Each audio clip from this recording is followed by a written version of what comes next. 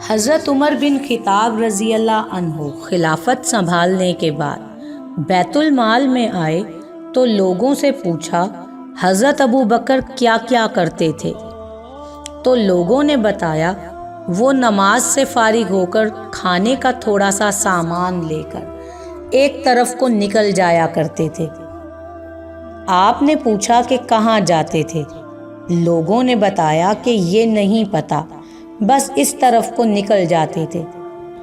آپ رضی اللہ عنہ نے کھانے کا سامان لیا اور اس طرف کو نکل گئے، لوگوں سے پوچھتے ہوئے کہ حضرت ابو بکر رضی اللہ عنہ کس جگہ جاتے تھے۔ پتہ چلتے چلتے ایک جھونپڑی تک آ گئے۔ وہاں جا کر دیکھا ایک بوڑھا آدمی جو دونوں آنکھوں سے اندھا ہے اور اس کے منہ پر پھالکے بنے ہوئے ہیں۔ اس نے جب کسی کے آنے کی آواز سنی تو بڑے غصے میں بولا، پچھلے 3 دن سے کہاں چلے گئے تھے تم؟ آپ رضی اللہ عنہ خاموش رہے اور اس کو کھانا کھلانا شروع کیا۔ تو اس نے غصے سے کہا، کیا بات ہے، ایک تو 3 دن کے بعد آئے ہو اور کھانا کھلانے کا طریقہ بھی بھول گئے ہو؟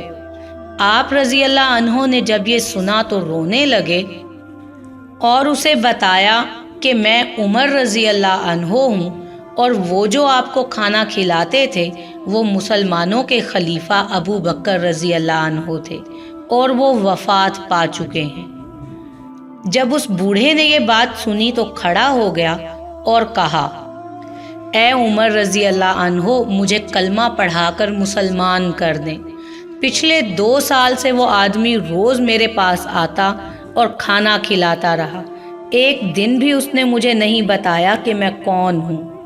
ایسے اچھے اخلاق والے تھے وہ ابو بکر رضی اللہ عنہ، اور ایسے ہی اچھے اخلاق کا درس دیتا ہے ہمیں ہمارا یہ دین اسلام۔